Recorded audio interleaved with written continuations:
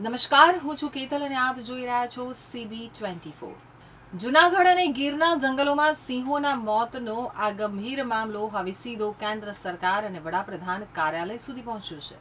ગુજરાતની શાન અને વૈશ્વિક ધરોહર ગણાતા ગીરના એશિયાટિક સિંહોના મોતના મામલાએ હવે રાષ્ટ્રીય સ્તરે મોટું સ્વરૂપ ધારણ કર્યું છે। જૂનાગઢ અને ગીરના જંગલોમાં સિંહોના મોતનો આ ગંભીર મામલો હવે સીધો કેન્દ્ર સરકાર અને વડાપ્રધાન કાર્યાલય સુધી પહોંચી ગયો છે। ખુદ વડાપ્રધાન નરેન્દ્ર મોદી આ સમગ્ર પરિસ્થિતિ ઉપર ઝીણવટભરી નજર રાખી રહ્યા છે।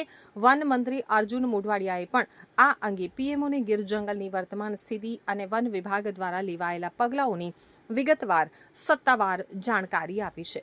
સિંહોના મોતના પગલે કેન્દ્ર સરકાર ગંભીર જોવા મળી છે અને પીએમઓ આ મામલે સતત રાજ્યના વન વિભાગ સાથે સીધા સંપર્કમાં છે। આ હાઈ પ્રોફાઇલ બનેલા કેસની ગંભીરતા જોઈ અને વનમંત્રી અર્જુન મોઢવાડિયાએ તાકીદે ગીર જંગલની રૂબરૂ મુલાકાત લીધી હતી।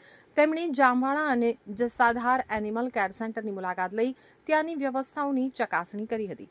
હાલમાં રાહતના સમાચાર એ છે કે વન વિભાગની રાઉન્ડ ધ ક્લોક કામગીરીને કારણે છેલ્લા 3 દિવસથી ગીરમાં એક પણ સિંહનું મૃત્યુ નોંધાયું નથી।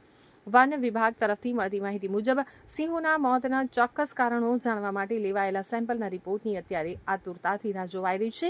આ હાઈ લેવલ લેબોરેટરી રિપોર્ટ આપવામાં હજુ લગભગ 7 દિવસ જેટલો સમય લાગી શકે છે।